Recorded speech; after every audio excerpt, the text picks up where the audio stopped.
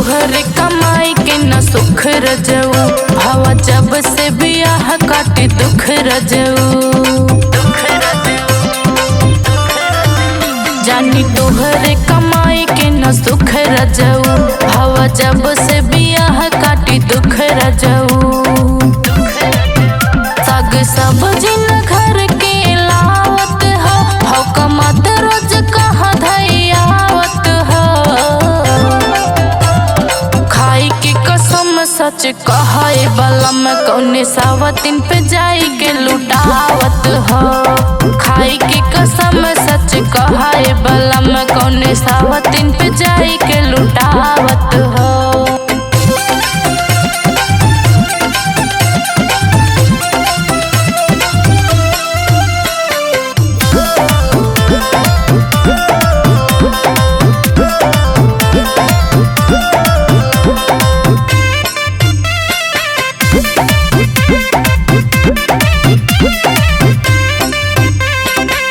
सबके जैसन हम हूँ सोची ब्यूटी पार्लर जाइत हो।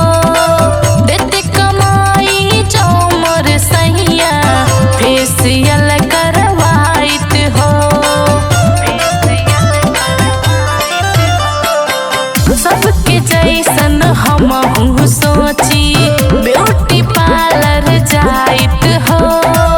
देते कमाई जो मोर सैया फेसियल करवाइत हो। जब कहीं खाली मुहवा फुलावत हो, फोटी कौड़ी न हमके देखावत हो। खाई के कसम सच कहे बलम कौने सावतिन पे जाई के लुटावत हो। खाई के कसम सच कहे बलम कौने सावतिन पे जाई के लुटावत हो।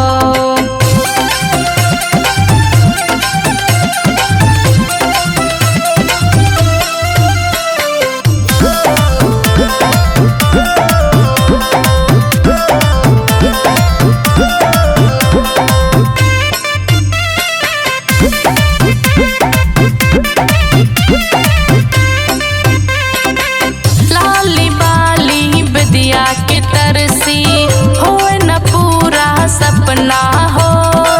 टूटी गवा है कैसे बदली सगुरु गुरिया गहना हो। लाली बाली बदिया के तरसी होए न पूरा सपना हो। टूटी गवा है कैसे बदली सगुरु गुरिया गहना हो।